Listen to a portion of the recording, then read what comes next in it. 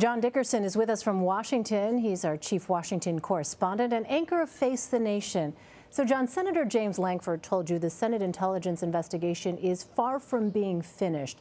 How did James Comey's hearing change the lines of inquiry in that probe?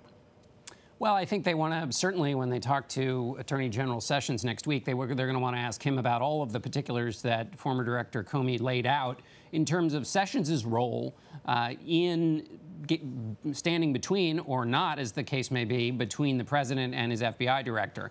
So that's certainly one line of inquiry that will have changed.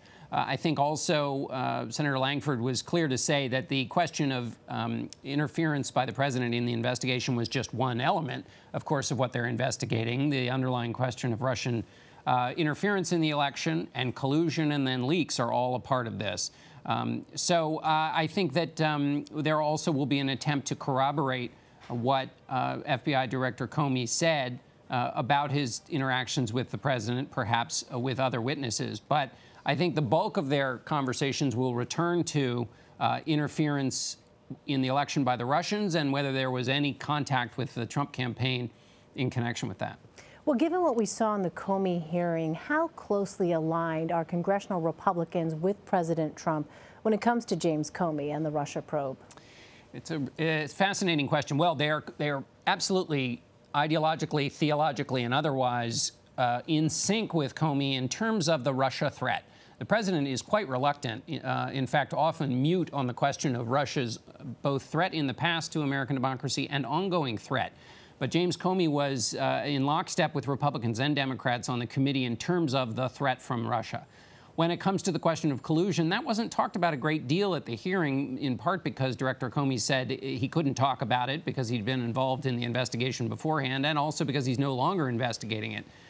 So in that sense, there wasn't much ground that was covered in the hearing, but in one final sense, the Republicans on the committee were skeptical of some of the things that James Comey said, but they were not on board with the larger character attacks that the White House has been making against James Comey. In fact, it was quite the opposite. Chairman Burr, the chairman of the committee, ended and started his remarks in the hearing by praising Comey's service to the country and his character. So that doesn't mean Republicans are on board with everything Comey said, but they are not picking up the White House character attacks. Yeah, those dynamics were interesting to watch. Well, Senator Lindsey Graham said a bill is coming this week to punish Russia for its election interference.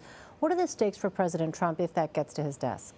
Well, as Senator Graham put it, that if the president doesn't sign that sanctions bill, that he would be undermining democracy, which is pretty tough stuff. It will be interesting to see if the president, A, vetoes it, B, signs it sort of out of the way. There's been a lot of instances in which the president has signed executive orders and there's been a row of people behind him and he's made quite a big show of it. Will he do that in this case or not? So it's something that his UN ambassador, Nikki Haley, told us a couple of weeks ago that she supported additional sanctions measures against Russia. And this is, in this era of partisanship, one of the most bipartisan measures to come out of the Congress, this sanctions bill, the idea of sanctioning Russia for its meddling in the election in 2016, but also its ongoing efforts to destabilize democracy. Finally, John, here's a clip from Senator Graham talking about health care. To bring this to an end, the House bill is dead in the Senate.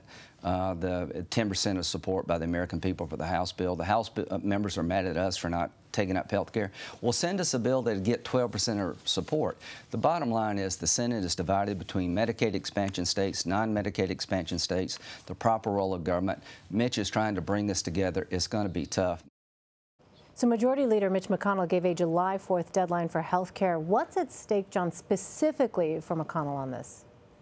Well, what's at stake is that if he meets that July 4th deadline, he will have done so without hearings or any input from the Democrats. So that might get something passed. They only need 50 votes because it's being passed through a measure that allows it to clear with that threshold and not the higher 60-vote threshold. But if one of the great flaws of the Affordable Care Act, as Republicans had argued it, is that it was passed without Republican input, there were lots of hearings and there were lots of outreach to Republicans in that case. In this case, there has been no outreach at all and no participation by Democrats. So it would seem that in this case, they are embedding what they once said was a fatal flaw with the Affordable Care Act, they're embedding that flaw in their own legislation.